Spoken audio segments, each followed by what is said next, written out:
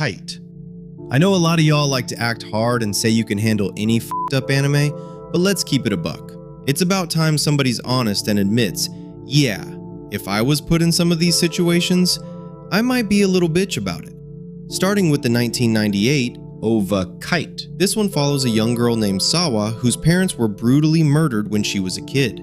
After becoming an orphan, she gets taken in by two corrupt-ass detectives, Akai and Kanye, who turn her into a straight-up assassin. They feed her targets, politicians, celebrities, businessmen, and use her as their personal weapon. Along the way, she crosses paths with another young assassin named Oburi, and the two start forming a bond while trapped in all this violence. What really made this shit controversial is how it mixes stylish, over-the-top gunfights with exploding bullets and all that cool action with some cold, nasty, disturbing imagery. There's multiple graphic scenes with Sawa that I definitely can't describe on YouTube without getting nuked in 0.2 seconds, including one messed up moment where Akai is doing the thing we all know he shouldn't be doing while making Oburi watch the whole thing. Bro, the way it jumps from slick violence to that wild exploitative mess is actually insane. Flowers of Evil. Next up is Flowers of Evil, Aku no Hana. This psychological anime centers on a shy, bookish middle school kid named Kasuga who's obsessed with the book Les Fleurs du Mal. One day, he impulsively steals his crush's gym clothes, and this weird girl Nakamura catches him in the act. From there, she blackmails him into a toxic, obsessive contract that drags both of them, and eventually his crush Saiki, into a downward spiral of deviance and self-destruction. The discomfort in this one ain't even from gore, it's all mental. There's this one scene in the school library that lives in people's heads rent-free. Nakamura fully takes control, strips Kasuga on the floor, and forces him to put on a girl's gym uniform, panties and all, in a super humiliating way. It's the slow blackmail, the shame, and the spiraling deviance that really fucks with you. Perfect Blue. Moving on to Satoshi Kon's Perfect Blue. This movie follows Mima Kirigoe, a popular J-pop idol who decides to quit her group Cham and try to become a serious actress. As she starts filming her first dramatic role, she begins getting stalked by an obsessive fan, and strange murders start happening around her. The movie is a masterclass at fucking with your head and making you question what's real.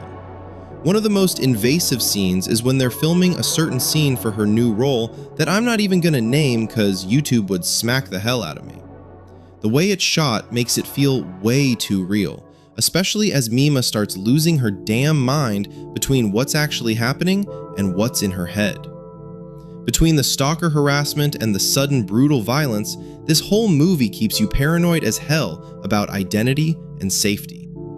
Elfen Lied. Then there's Elfen Lied. This series is known for having cute character designs, but then hitting you with extreme, nasty gore, especially around the diclonious girl Lucy, who also has that childlike split personality Niu.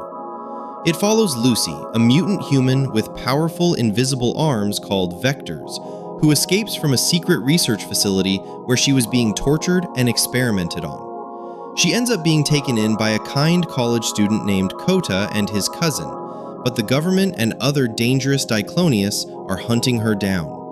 From the very first episode, you get smacked with a super graphic massacre where her invisible vectors just rip people apart. Limbs flying, blood spraying everywhere. There's also a fucked up flashback where kids sadistically kill a puppy right in front of somebody. Heavy child experimentation and other dark stuff themes too.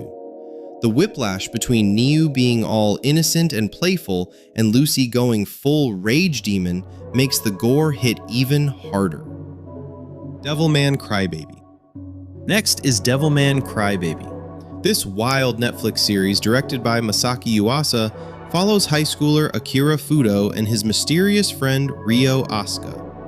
When ancient demons start awakening to wipe out humanity, Ryo tricked Akira to merge with a powerful demon, turning him into Devilman, a being with demonic power but a human heart. The scene everybody talks about is that insane Sabbath party.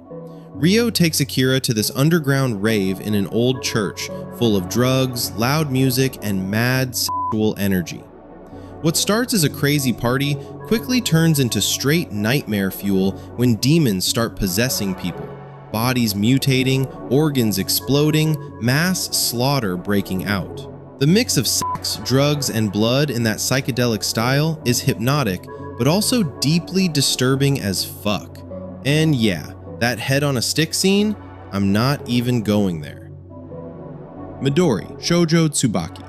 And finally, the one that a lot of people call one of the most disturbing anime ever made, Midori Shoujo Tsubaki.